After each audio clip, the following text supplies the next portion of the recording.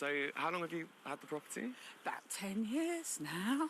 When Anna decided to use an online letting agent to rent out her house, like many of us, she did the usual checks, including reading the customer testimonials. I looked up the company online and I found their website, and they were advertising a number of properties for rent in and around South East London. It all looked quite genuine. I had a look on Trustpilot reviews and there were some very good reviews on there. Nothing raised any suspicions. But when her so-called tenants stopped paying rent and she went to visit, she discovered a nightmare. This room was an absolute mess. There was soil all over the place, empty plant pots, and it was just hideous. It was absolutely hideous. Anna's house had been turned into a cannabis farm. The letting agency had been a front, a way of finding properties to house their illegal drug business. We've spoken to 2 other people who had the same experience. How did you feel when you first saw it all? It was heartbreaking. I suppose it was just the carelessness, the malice of it. People had trashed the place. Anna decided to write a review warning others about what had happened. I went on to Trustpilot and there were some negative reviews on there, but when I checked a few days after that, they'd gone. So I don't really know what's going on with these reviews. Some reviews had been removed. Knowing they'd been found out, the criminals have since disappeared back into the anonymity of the internet, though traces of their seemingly fake feedback remain. Trustpilot told us they'd found no evidence of fake reviews, and only one example of a review being removed by the writer of the review shortly after submitting, not by Trustpilot.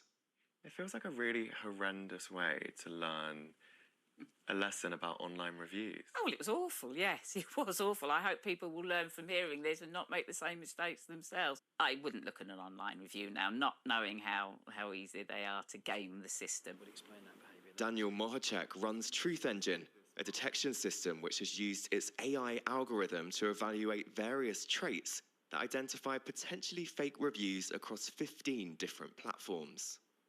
The picture is much worse than people imagine. If you go on the internet and you type in, what percentage of reviews are fake, you'll get some pretty low numbers, and those numbers are pretty outdated. We are seeing, in some sectors, it's a 50-50 chance that the review you're looking at is suspicious. Why would businesses do this? Ultimately, there's a lot of research that shows the higher the star rating, the better a product will perform. And in that scenario where one business's review score is higher than another's, really, to compete, that business then needs to bring their score up. It's an arms race, and then everything becomes 4.9. But for families relying on online reviews to choose a carer for a loved one, that arms race can come at a heavy cost. I've just come back from a family's house. They convinced their elderly relative to have a carer. Kuldeep is from Dudley Council's Trading Standards team. He sees firsthand how fake reviews can have devastating consequences.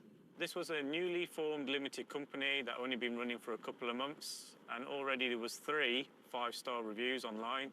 Trading Standards believe they'd been written by the supposed carer's friends and family.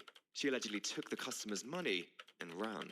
The family was devastated, and when there are such reviews online purporting that these carers are genuine, it's extremely concerning when those reviews are fake, and it's the complete opposite.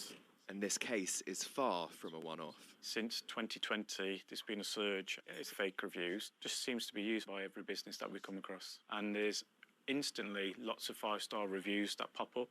The reviews are there to hook people in. Once they're in, they can do what they like, really. With fake reviews now illegal, avoiding substandard products like these should be easier than ever. But for many consumers, one question still remains. Can you really trust all of the online reviews you read?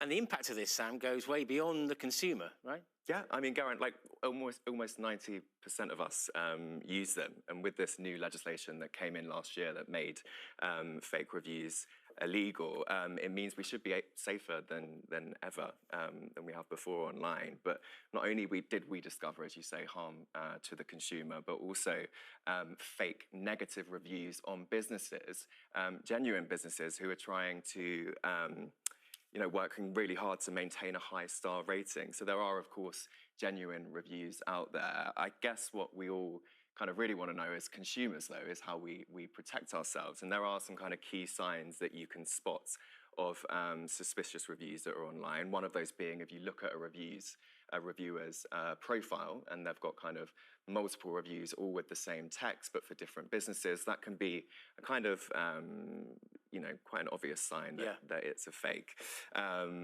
Experts also say to actually look at different platforms and different websites to make sure you're getting reviews from different sources. And they also say looking at 2, 3, and 4-star reviews as opposed to the 5-star reviews can give you a better picture of what you're looking at.